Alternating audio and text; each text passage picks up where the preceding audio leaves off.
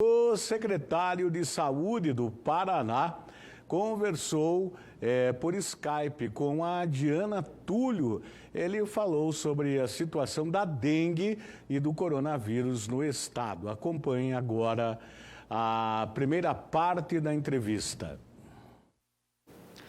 Bom, vamos falar sobre coronavírus mais uma vez. Esse com certeza é um assunto que requer muita informação e principalmente informação de fontes confiáveis. Então, por isso, nós convidamos o secretário de Estado da Saúde do Paraná, que é o Beto Preto, para conversar com a gente. Ele conversa com a gente hoje via Skype, já está aqui conectado com a gente via Skype. Gentilmente aceitou conversar com a gente para trazer essas informações para os moradores do litoral do Paraná. Secretário, inicialmente, muito boa tarde. Perguntar sobre algo bem particular aqui do nosso estado. O estado do Paraná, ele enfrenta o coronavírus ao mesmo tempo em que trabalha aí contra uma epidemia da dengue que a gente viu surgir, né, já há algum tempo antes, inclusive, do coronavírus. Como é que tem sido o trabalho da Secretaria de Estado da Saúde nesse contexto? Olha, nós, desde o ano passado, meio do ano, começamos a perceber a mudança do sorotipo de dengue no Paraná, do sorotipo 1, que todos estavam acostumados, que foi o responsável pela epidemia de Paranaguá em 2015-16, para a mudança para o sorotipo 2. As pessoas não têm nenhum tipo de defesa imunológica do sorotipo 2 da dengue. Então, sabíamos que seria um rastilho de pólvora no momento que começasse a pipocar os casos em todo o Paraná, e isso está acontecendo. Nós temos casos em todo o norte, noroeste, oeste do Paraná, região do litoral também, mas de uma maneira homogênea.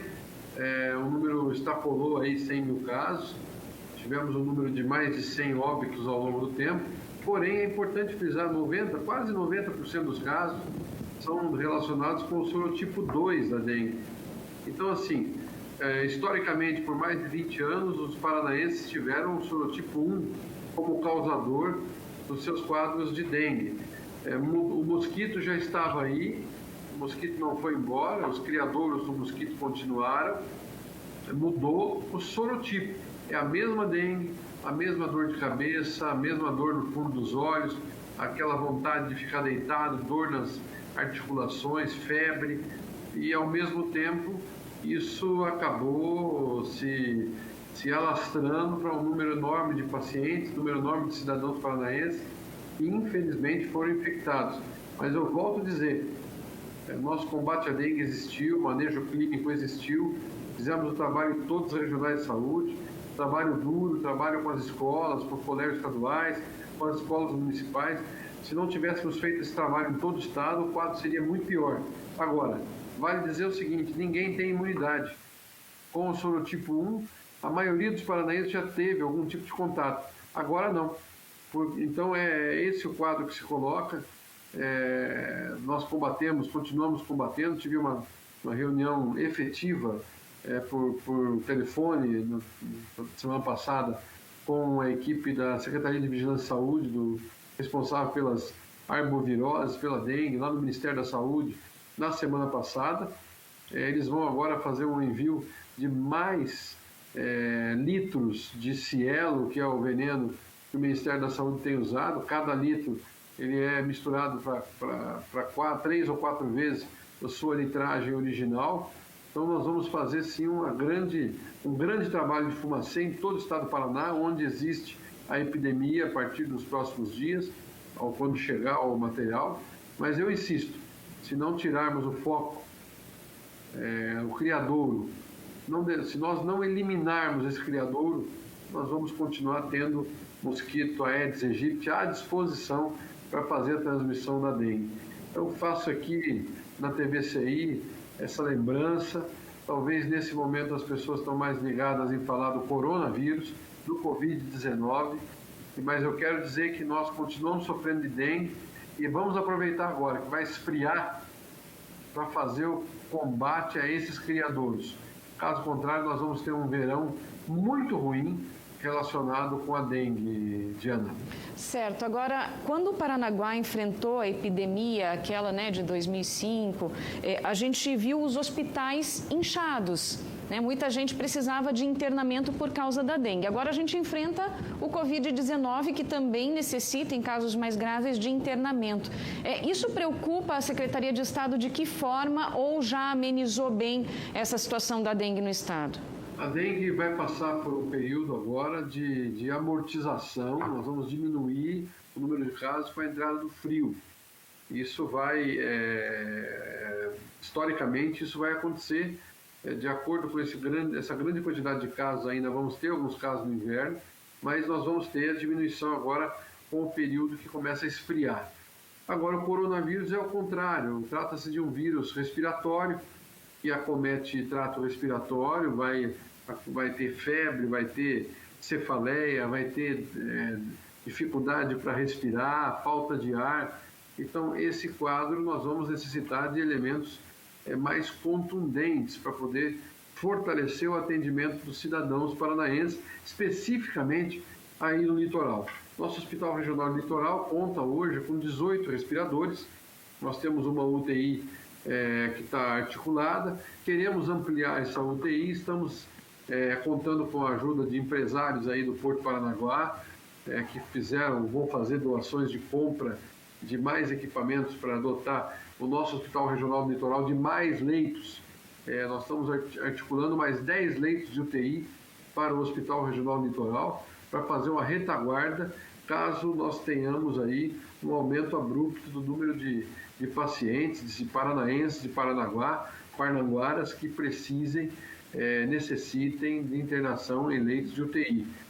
Agora, eu volto a insistir, nós temos aí municípios que fizeram um fechamento, uma quarentena das suas atividades, outros que tomaram medidas mais brandas. Agora vem um abrandamento geral das atividades econômicas, mas aqui, enquanto governo do Estado, seguindo a orientação do nosso governador Carlos Massa Ratinho Júnior, que tem feito um trabalho com muita sensibilidade de indicar no seu decreto estadual as atividades essenciais, sem com isso criar nenhum atrito com nenhuma prefeitura.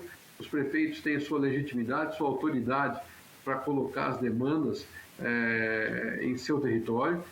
Então, nós estamos trabalhando em conjunto com as prefeituras, em conjunto com as secretarias municipais de saúde, com a área de vigilância e saúde das prefeituras, a área de epidemiologia das prefeituras.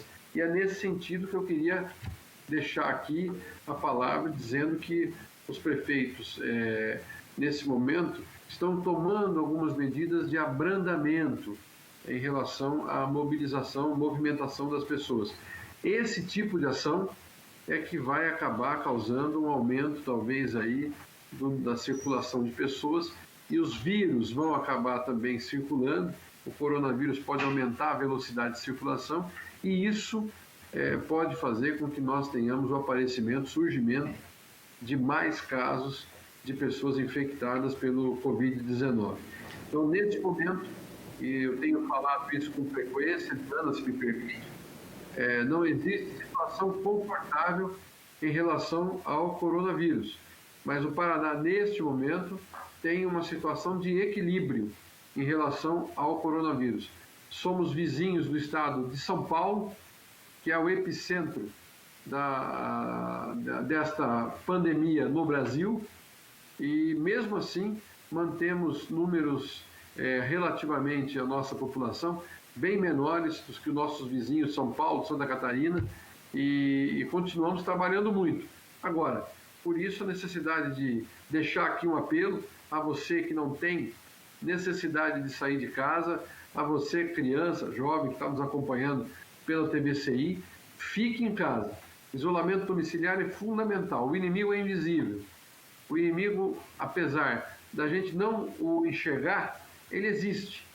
E quando ele consegue atingir um organismo que está um pouco mais enfraquecido, ele é capaz de levar esta pessoa a uma internação hospitalar, eventualmente até a um quadro de internação numa unidade de terapia intensiva e, quem sabe, se o quadro se agravar, até a necessidade de uma intubação orotraqueal, ficar entubado ali para receber oxigênio. E isso sim é um caso muito grave. Nós temos talvez não tenhamos aí a envergadura de ter um paciente passando por essa situação ruim de ter que ficar internado numa UTI entubado. Especialistas, eles esperam o pico de transmissão, o pico dessa curva epidêmica do coronavírus para maio e junho aqui no Brasil. Sim. Como é que funciona isso? O país inteiro vive esse mesmo pico ou algum estado pode vivê-lo em um momento diferente? E como é que a gente espera isso aqui no Paraná? Nós teremos essa situação aqui no Paraná, no Rio Grande do Sul e Santa Catarina de maneira mais aguda do que outros estados, porque são estados que, historicamente, tradicionalmente, têm temperaturas mais baixas do que estados do Nordeste, mesmo do Sudeste.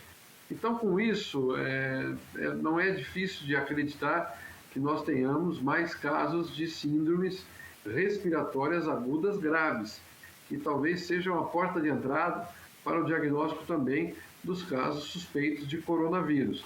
Estamos nos dedicando a fazer uma grande campanha de vacinação contra a gripe. Isso vai nos ajudar a diminuir o número de casos de outros acometimentos não relacionados ao coronavírus. Porém, se espera sim que no inverno nós tenhamos mais casos do que a média de outros estados. Agora, é importante frisar, todo o trabalho que foi feito até agora, nós ainda estamos longe do pico da doença aqui na região sul. Que eu reputo, nossos estudos aqui da nossa área de epidemiologia do estado do Paraná, nós todos aqui fazemos um cálculo que isso deve começar a ter um acentuar da curva a partir aí do final do mês de maio, durante o mês de junho e o mês de julho. Então são meses que estarão mais frios e que nós temos aí a possibilidade já de, diante dessas orientações, todos nós nos prepararmos para enfrentar esse procedimento que é esse resfriamento aqui do Cone Sul brasileiro. Isso vai acontecer a partir da metade ou mais do mês de maio, entrando no mês de junho, entrando no mês de julho, Diana. Muito bem, lembrando que amanhã você confere a segunda parte da entrevista com o secretário Beto Preto, tá legal?